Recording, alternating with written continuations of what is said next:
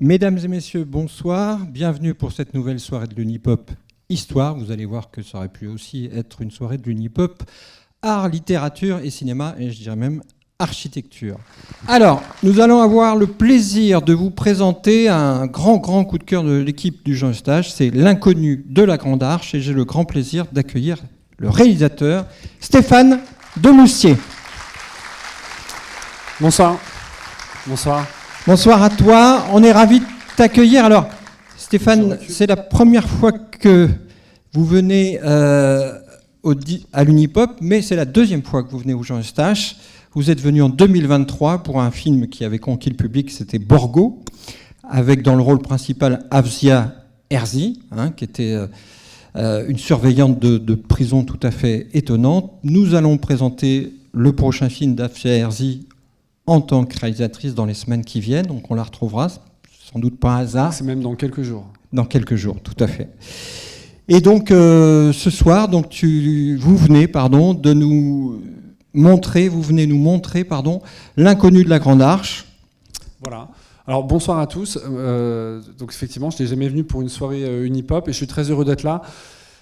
Le film sort dans un mois, début novembre, et donc on inaugure une sorte de tournée où on présente le film dans différentes villes. Alors aujourd'hui, on fait coup x30, puisque c'est dans 30 villes, donc je salue tout le monde. Et je pense qu'il faudra commencer régulièrement par Pessac, parce que c'est merveilleux. La salle est pleine, il n'y a rien de plus beau qu'une salle pleine. Je crois qu'il y a une deuxième salle où il y a du monde aussi. On salue aussi les gens de la salle Charlie Chaplin, tout à fait. Donc c'est un vrai plaisir d'être devant autant de monde ce soir. Merci d'être là. Moi, j'aime pas tellement qu'on me parle avant les films, donc je vais pas dire grand-chose. L'inconnu de la Grande Arche, comme le titre l'indique, c'est l'histoire de l'architecte que personne connaît puisqu'il est totalement méconnu, de la Grande Arche de la Défense. C'est une histoire fictionnalisée, mais tout ce qui a trait aux aspects techniques de l'arche et tout ce qui a trait aussi aux aspects politiques du film que vous allez voir est étayé, s'appuie sur des faits. Voilà. Et après le film, on pourra débattre, etc. du film, avec plaisir. Et pour terminer, je voudrais dire un truc, c'est que là, vous avez énoncé les films, et je trouve ça magnifique. Il y avait Jean Renoir, il y avait Louis Malle, il y avait un Rex, il y avait un Éden. Enfin, moi, je trouve que toutes ces salles, c'est superbe que ça existe. Voir un film en salle, il n'y a rien de plus beau. Là, vous allez voir, on va voir un chantier avec ce que ça a de gigantesque, d'immense. Je pense qu'on éprouve ça beaucoup mieux ici, collectivement, dans une salle et devant un grand écran que chez soi. Donc merci pour ces initiatives, et je serai très heureux de converser après avec vous, et puis par écran interposé avec ceux qui sont ailleurs.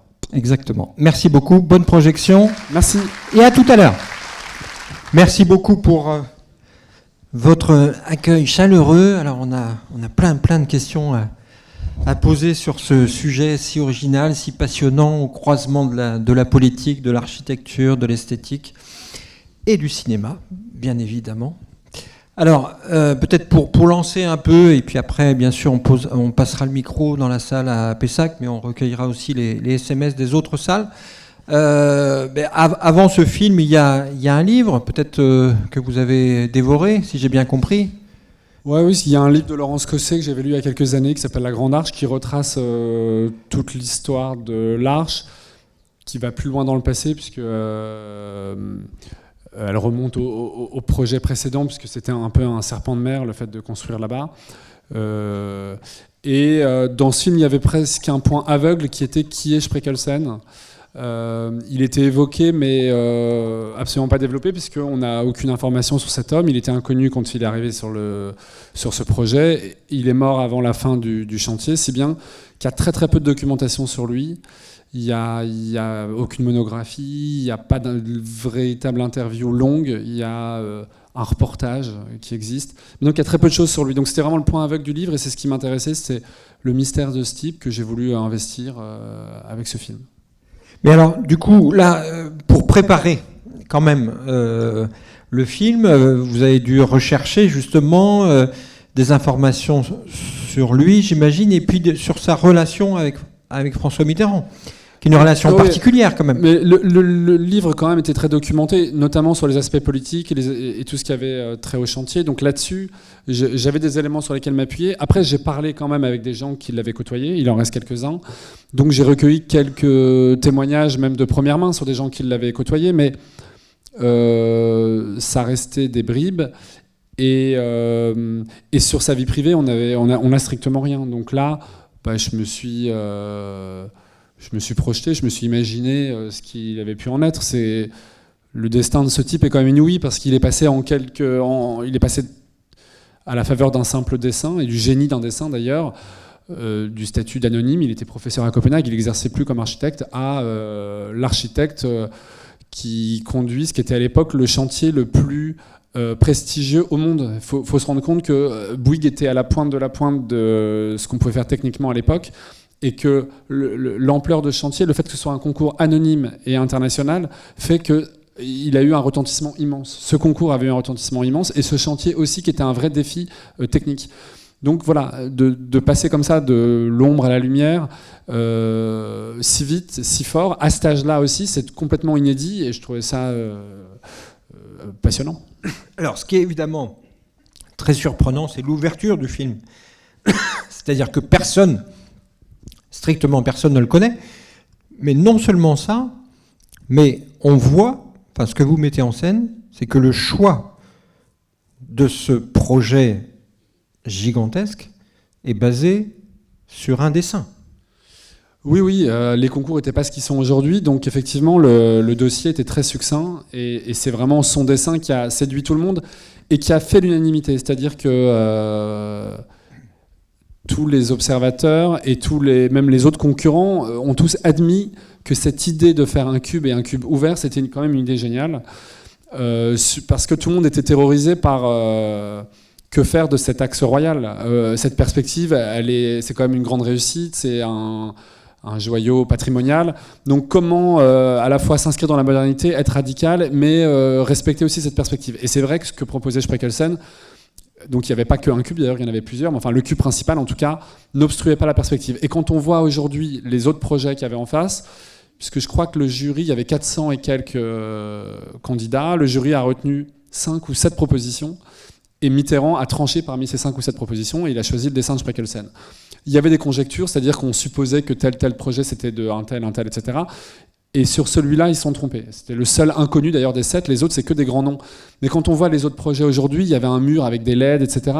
On se dit, mais ça aurait été catastrophique. Quoi qu'on pense de l'arche, les autres projets, je pense, auraient très très mal vieilli. Cette arche, elle avait quand même, ce dessin, il avait quand même une vertu incontestable et une inspiration. Alors, donc, on a ce point de départ avec cet architecte inconnu, ce grand projet. Mais quand même, ce qui fait plaisir en tant que spectateur, c'est que finalement, le cinéma, en particulier le cinéma français, ne nous parle pas tellement d'architecture. L'architecture, elle est partout, elle est autour de nous. Mais c'est un univers dont le cinéma s'empare assez peu. Et voilà, alors pourquoi vous faites ce pas-là?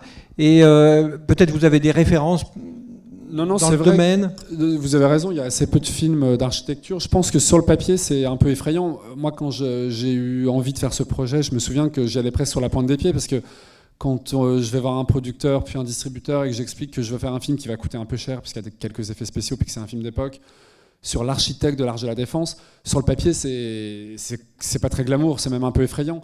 Mais le livre, il est passionnant, et en fait, les questions que charrie l'architecture sont des questions passionnantes, parce que c'est des questions esthétiques, donc quand on fait du cinéma, évidemment, c'est doublement intéressant.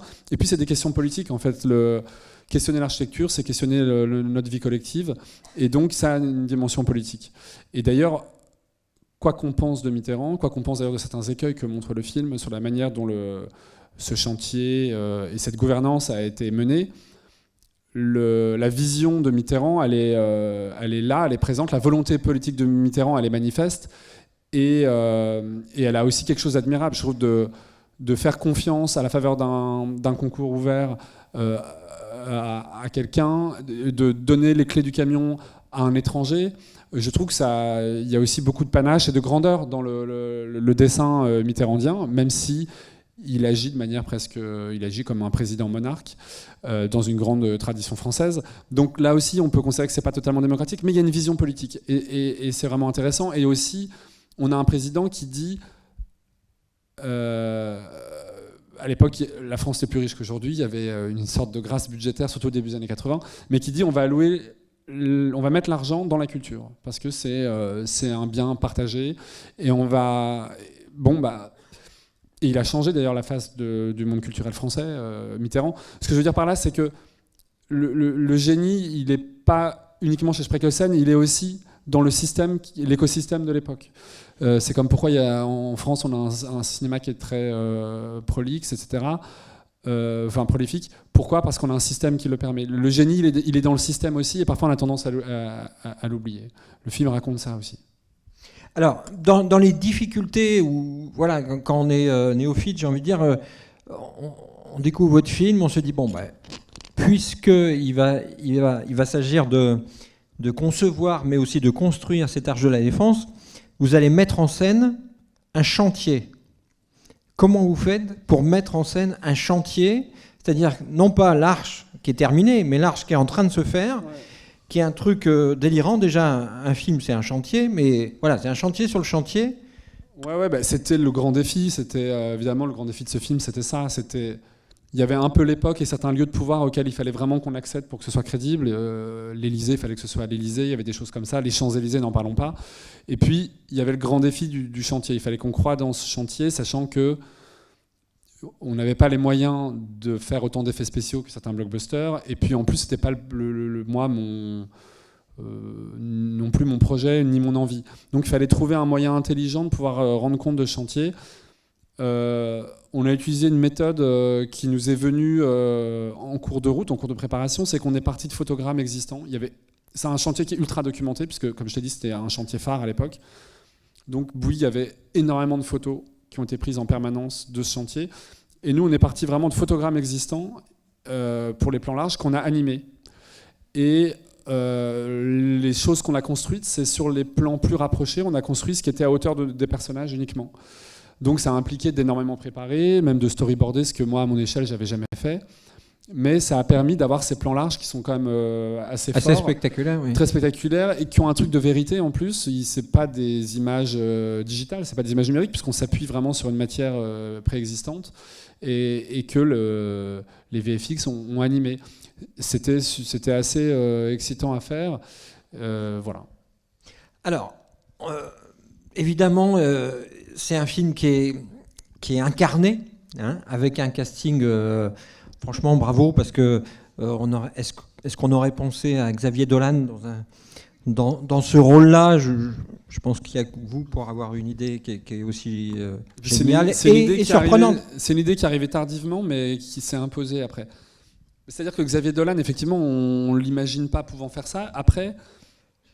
Déjà, oui, acteur dans un film qui est pas de lui, déjà moins souvent. Ouais, ça lui arrive rarement, mais c'est vraiment un acteur. Mais c'est vrai que moi-même, j'avais un doute, ne serait-ce que l'accent. Je me disais, mais c'est pas possible, il va parler avec son accent québécois, ça n'ira pas. En fait, il a une oreille qui fait qu'il peut s'affranchir, il peut complètement se dispenser de son accent.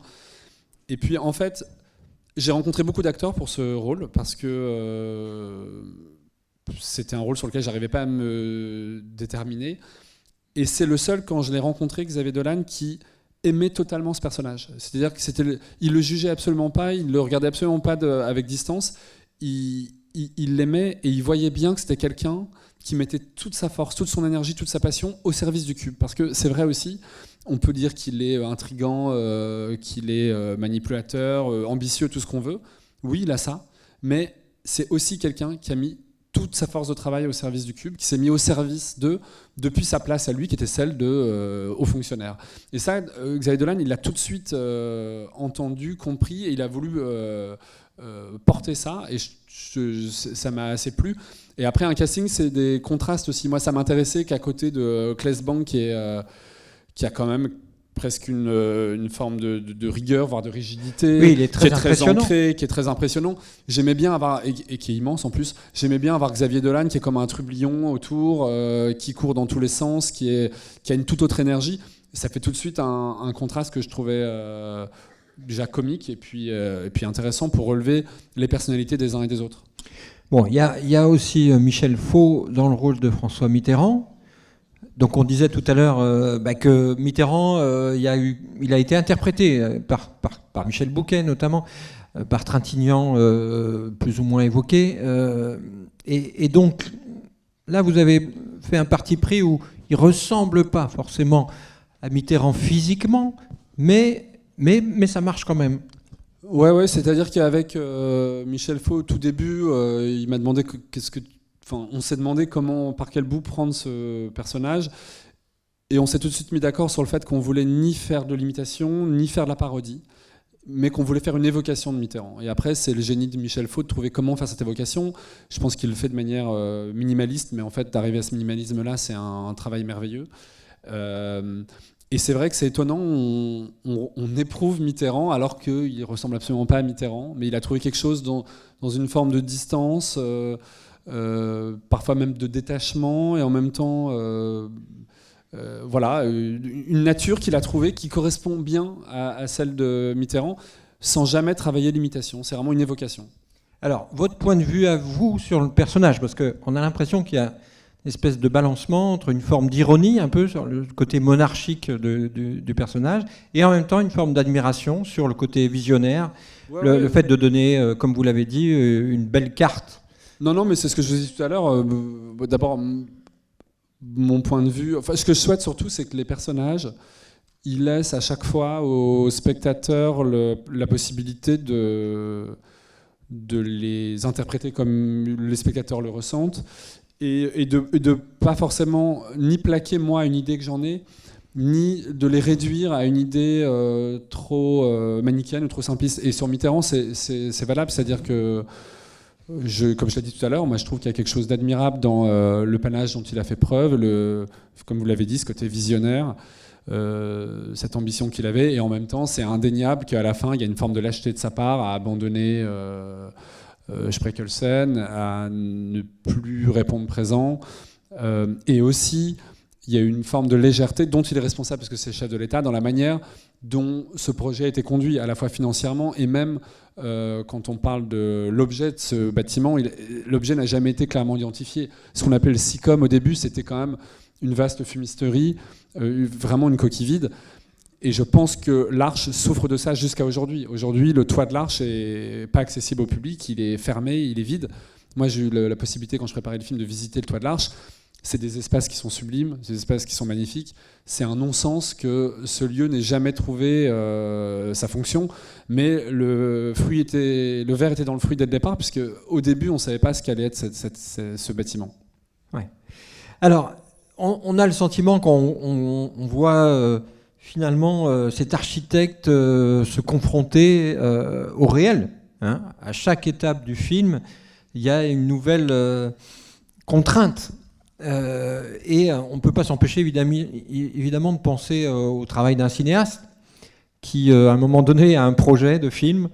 Voilà, et puis à un moment donné, en face de ce projet, il y a un budget, il y a des contraintes de tournage, de planning, de ceci et cela. Et puis, on est face à quelqu'un qui, finalement, refuse quasiment tous les compromis. Il y a à la fois, dans cette posture de l'architecte danois, à la fois quelque chose de très beau, mais en même temps quelque chose qui pose question sur le fait d'arriver au bout de son projet. Comment on fait ? Est-ce que vous, par rapport à votre travail, c'est quelque chose qui résonne, et comment ? Non, mais je vous rejoins, c'est quelqu'un qui a... Moi, ce qui m'intéressait chez Spreckelsen, c'est qu'il a raison et il a tort. Il a raison de croire en ses idées, et c'est assez admirable de voir avec quelle importance il y attache, et vraiment il est disposé, il défend farouchement ses idées, et en même temps il a tort de ne pas réussir à s'adapter au réel, il a tort de ne pas réussir à trouver un chemin pour que son idée s'incarne.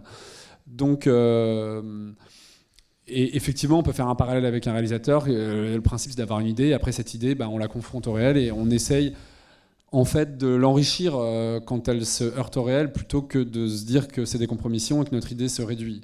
Mais ça, c'est dans l'idéal ce qu'il faut réussir à faire. Spreckelsen, il a buté sur le réel.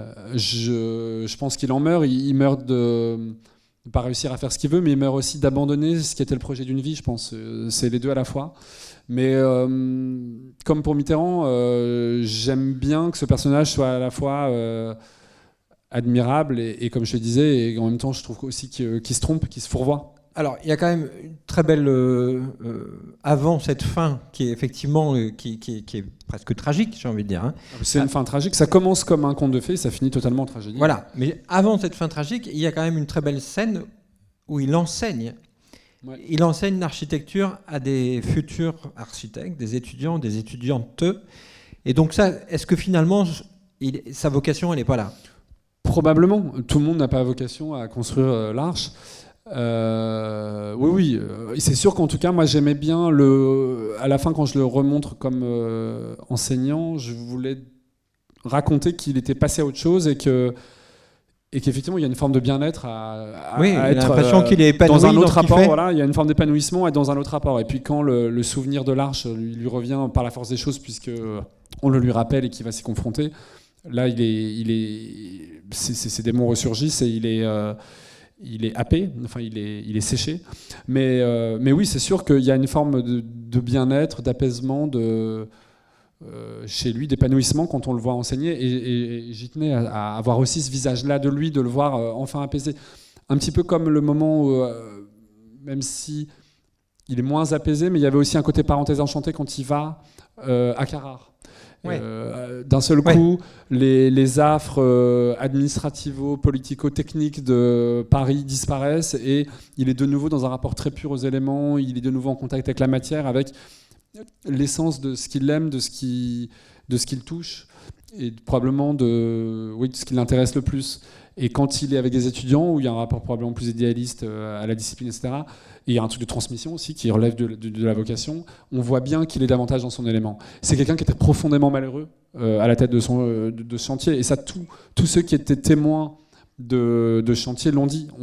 On sentait qu'il souffrait pendant ce chantier.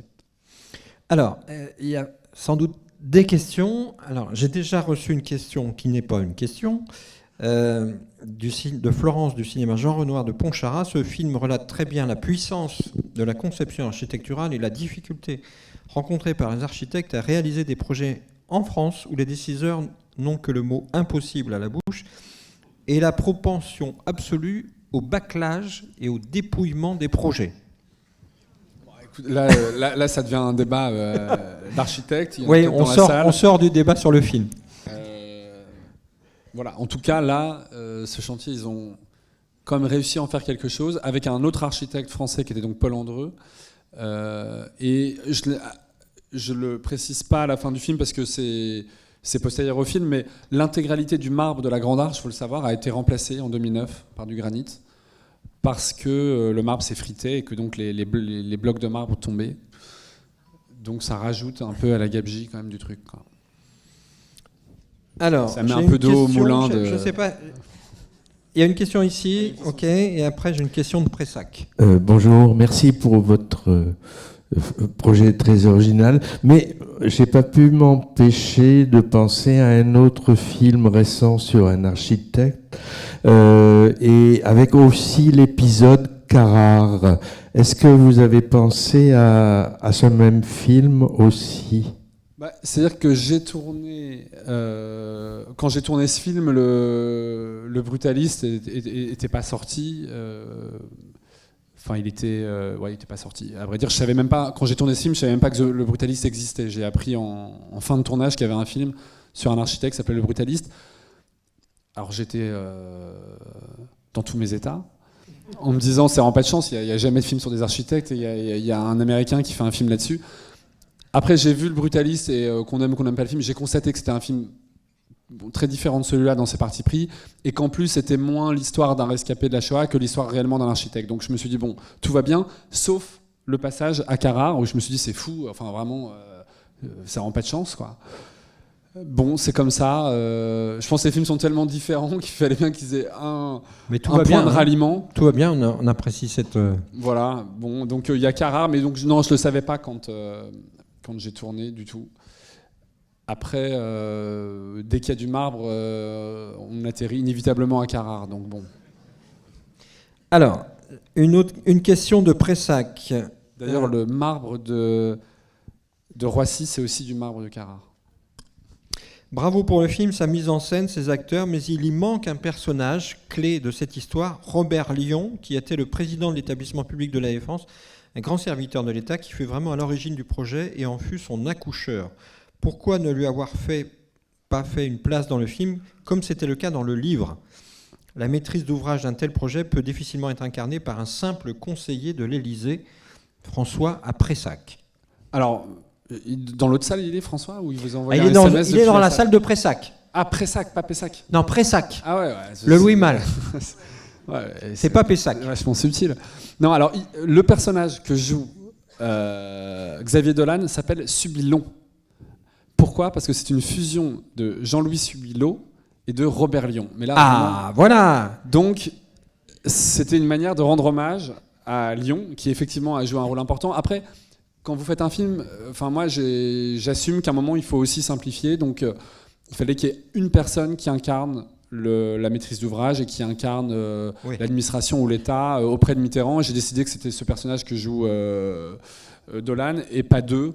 Même si j'avais voulu faire une restitution beaucoup plus véridique et rigoureuse, il y aurait dû y avoir deux personnes, Robert Lion et Jean-Louis Subilot.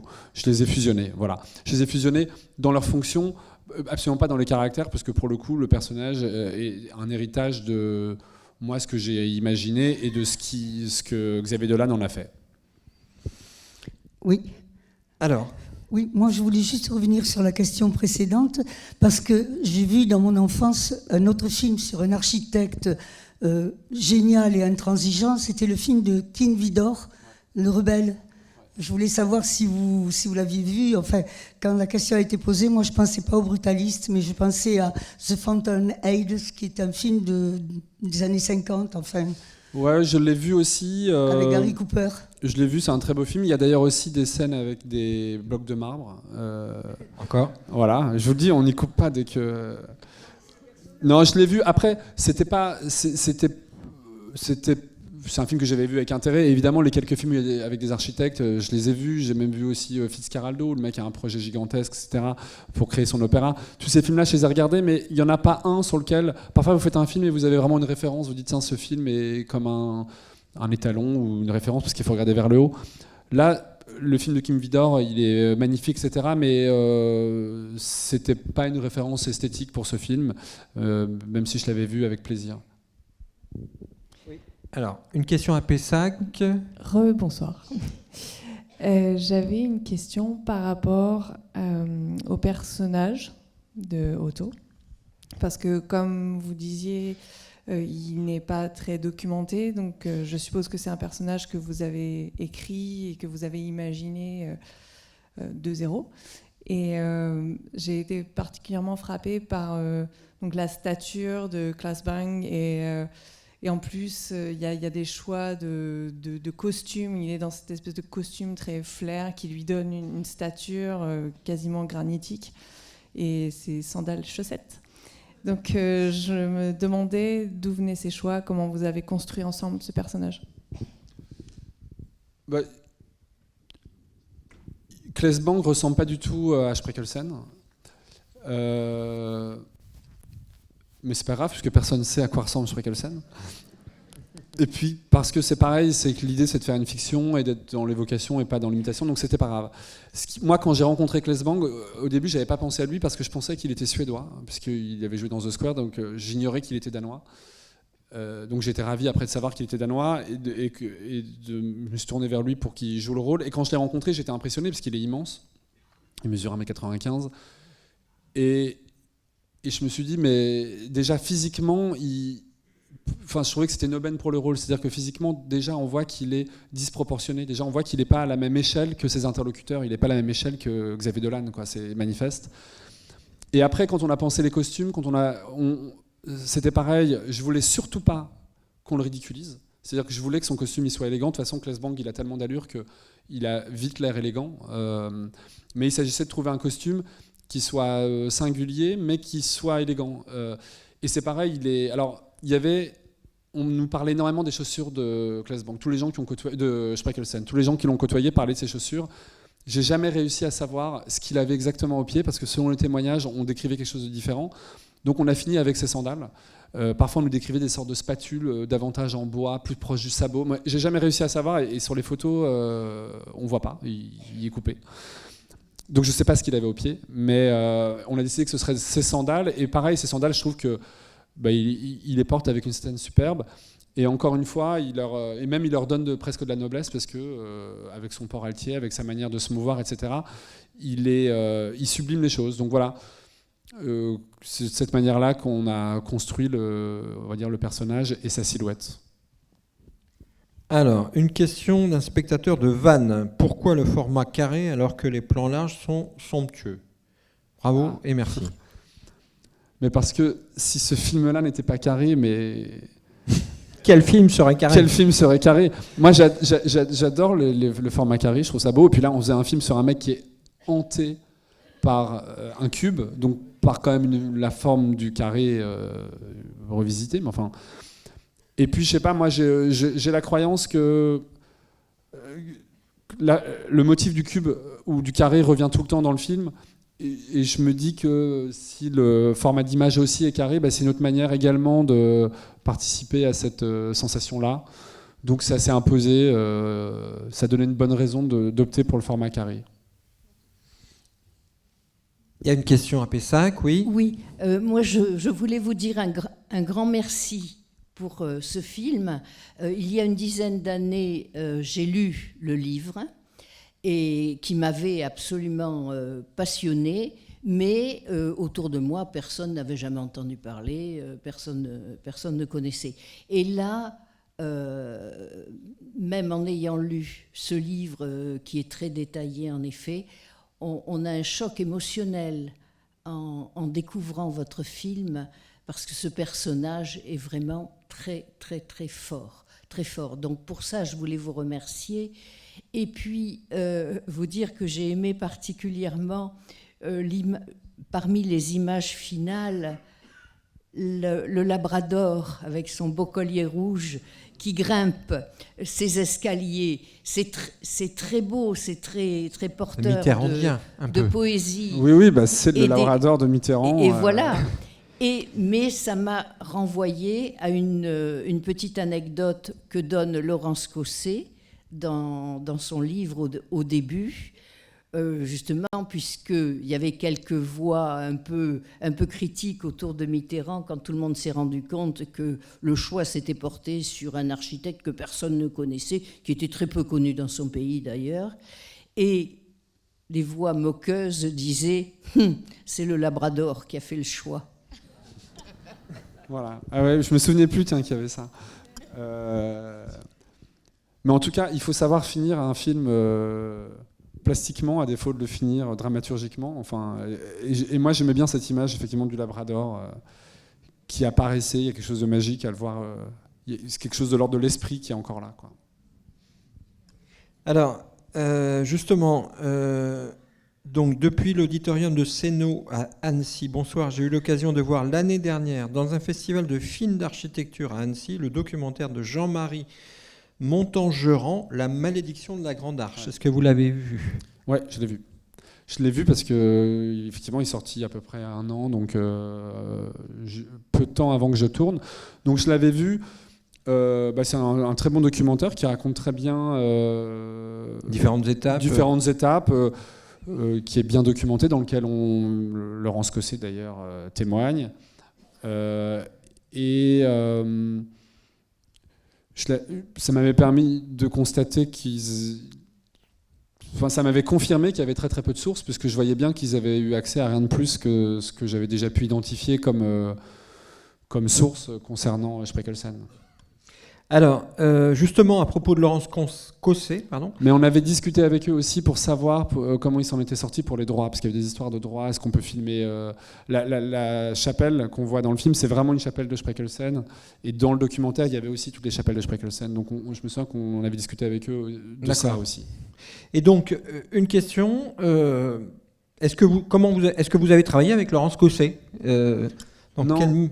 J'ai pas travaillé avec Laurence Cosset, mais elle a lu 1 ou 2 versions de scénario, et donc j'ai recueilli avec intérêt ses retours, mais elle a été elle était très respectueuse du travail que je faisais. Elle a toujours dit, il y a 2 œuvres, il y a le livre et puis une autre œuvre qui est le film. Donc c'est plus parce que ça l'intéressait que dans l'idée d'intervenir qu'elle a lu. Et donc non, on n'a pas travaillé ensemble, mais elle était à ma disposition si j'avais des questions, et elle m'a aussi aidé à contacter certaines personnes. Jean-Louis Subilo notamment, qui est un des 2 qui a inspiré le personnage de Dolan, c'est quelqu'un que j'ai rencontré, etc. C'était par l'entremise de Laurence Cosset, par exemple.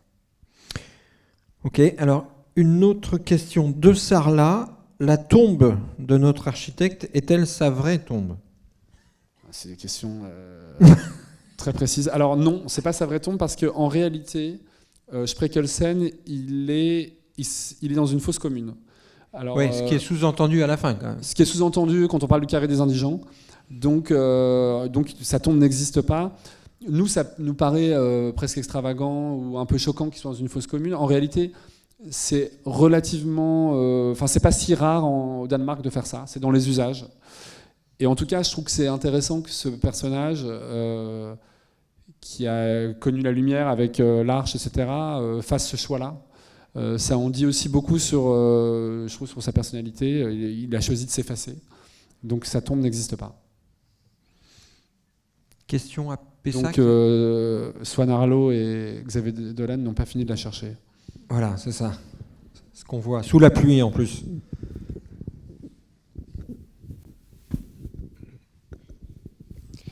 Encore une question précise, par curiosité. Est-ce que la peinture coupée par étage existe ?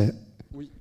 La peinture coupée par étage existe, mais il y a quand même eu un moment où la grâce budgétaire est arrivée à son terme, si bien qu'elle ne couvre que 3 ou 4 étages, et pas la totalité, et que sur un des 2 pieds. Mais elle existe, et elle est belle. Elle est belle. Après, elle souffre d'un truc, c'est que quand ils ont dû rationaliser ce projet aussi, ils ont densifié le nombre d'étages, donc la hauteur sous plafond est plus basse que ce qui avait été imaginé au départ. Et je trouve que je suis pas le seul à le dire d'ailleurs, que la perception de la peinture en pâtit un petit peu. C'est-à-dire que les étages auraient gagné à être un peu plus aérés pour que justement on puisse éprouver cette peinture qui est essentiellement, c'est dans les couloirs qu'on la voit.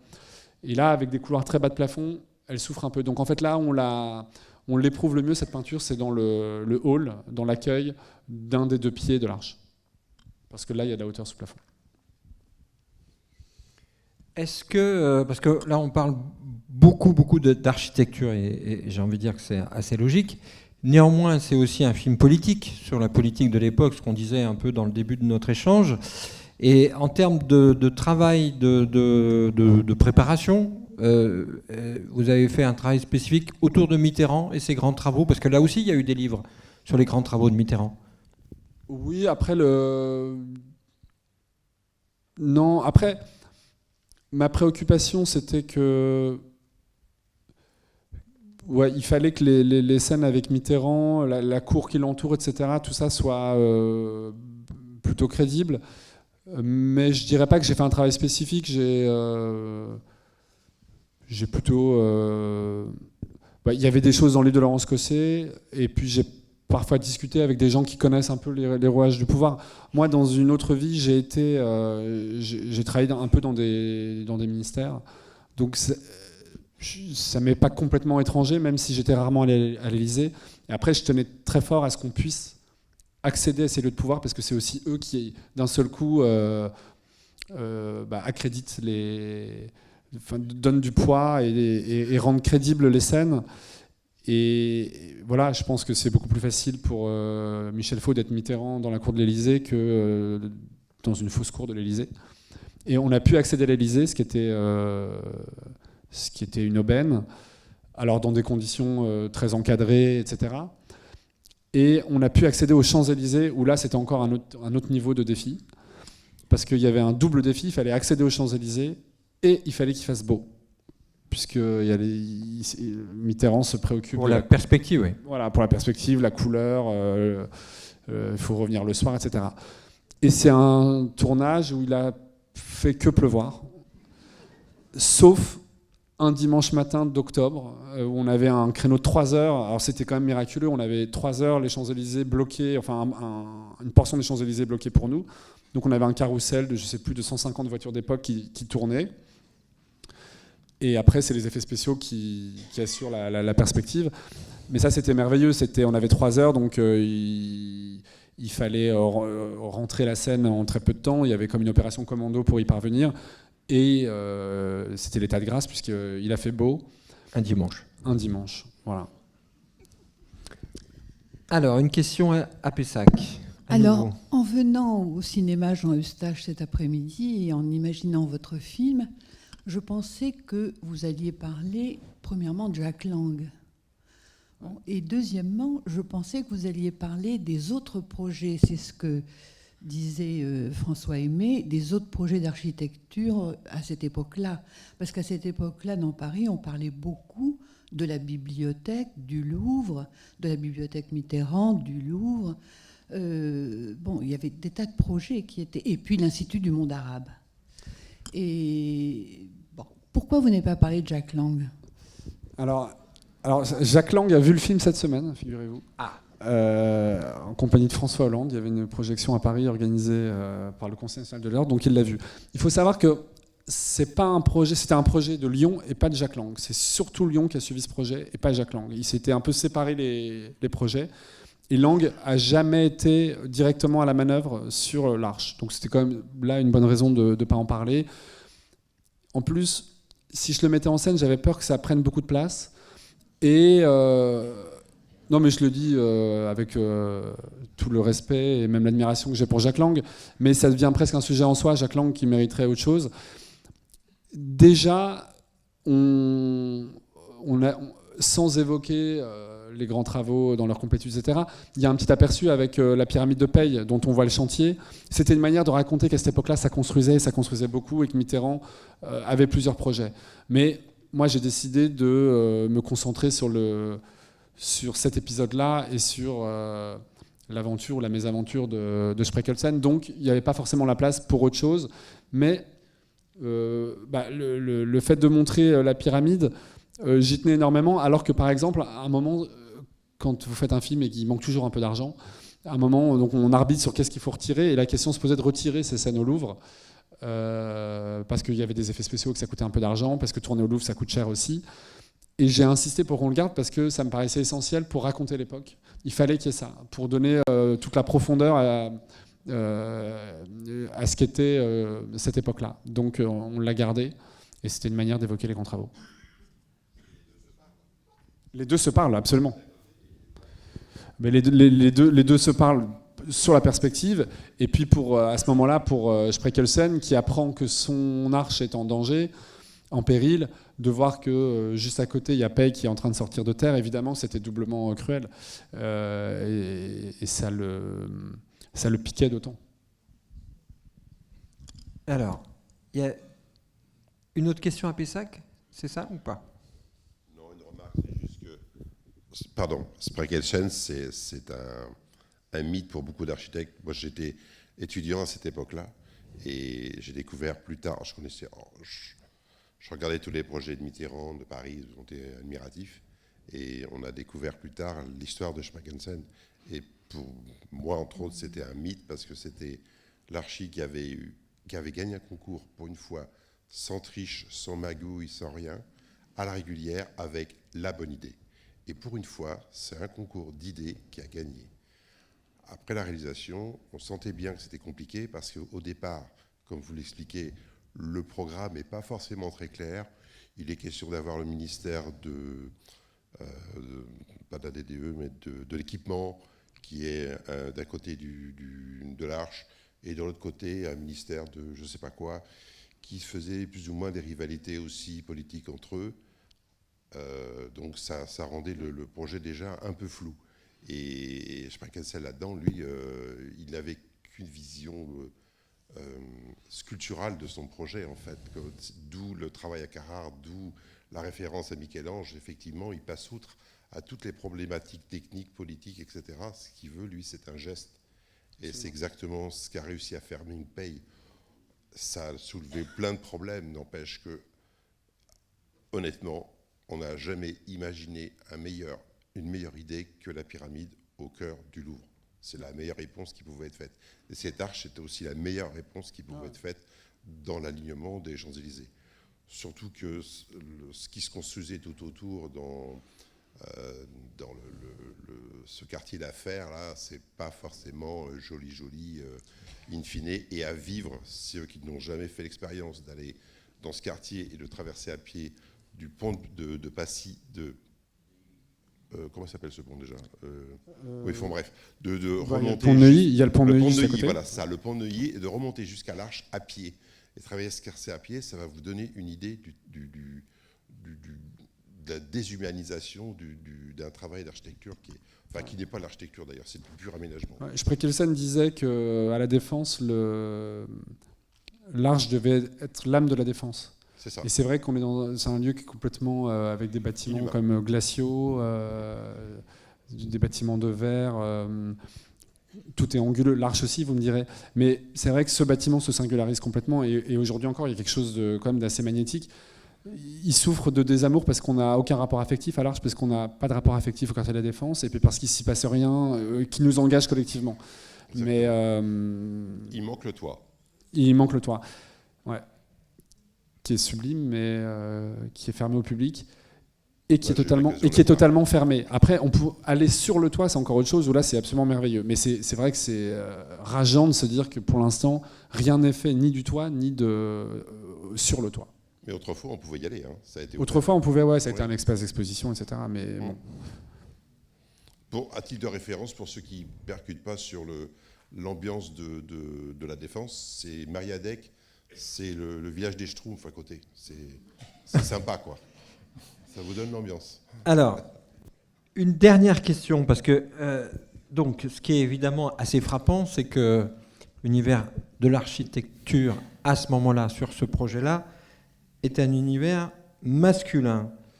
Et donc, il y a quand même un personnage féminin dans votre film qui est interprété par l'actrice danoise, évidemment, Sitze Babett Knudsen, je ne sais pas si j'ai bien dit, mais qui est un personnage fictif.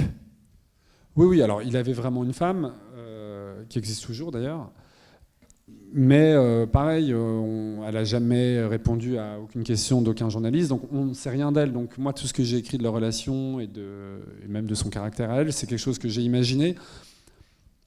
Je l'ai imaginé en partie arbitrairement, je l'ai imaginé parce que j'ai vu des photos et donc je me suis projeté, raconter des choses. Et puis je l'ai imaginé aussi parce que moi j'ai gagné ma vie longtemps en faisant des films d'architecture pour des musées, ou parfois pour des architectes directement. Pendant plus de 10 ans, c'est comme ça que je gagnais ma vie, d'abord par hasard, et puis de fil en aiguille, j'ai perpétué ça, j'ai continué de le faire, et puis on se mettait à m'appeler pour le faire, donc je me suis un peu spécialisé malgré moi là-dedans. Et j'ai fait énormément d'interviews d'architectes, et je constatais qu'il y avait une figure qui revenait souvent, c'était celle de l'assistante ou de l'épouse qui était à côté de l'architecte, toujours dans l'ombre, surtout quand c'était des types d'une génération un peu plus âgée. C'était pas rare d'avoir une femme à leur côté. Je voyais bien que sans cette femme, ils tombaient, ils perdaient leur équilibre. Et leur présence était indispensable. C'était plus qu'une... c'était vraiment comme un binôme. Mais il n'y avait que lui qui était dans la lumière. Et ça, je pense, c'est assez symptomatique aussi d'une époque. Les choses changent un petit peu de ce point de vue-là. Mais à l'époque, c'était flagrant. Il n'y a que des hommes. Dans le livre de Laurence Cosset, il n'y a pas une femme. Et autour de ce projet, c'est qu'une histoire d'hommes. Et donc moi, je voulais qu'il y ait cette figure-là. Et je pense que Sprekelsen, on voit bien dans le film, il finit par tomber, mais comme par hasard, il tombe aussi au moment où il a perdu le contact avec sa femme. Je pense que si elle n'est pas là, il s'égare, et c'est ce qu'on observe et ce que j'ai voulu raconter. Mais ça, c'est ma propre licence poétique, quoi. Voilà. Eh bien, merci beaucoup. Merci. Merci Stéphane Demoustier. Merci beaucoup.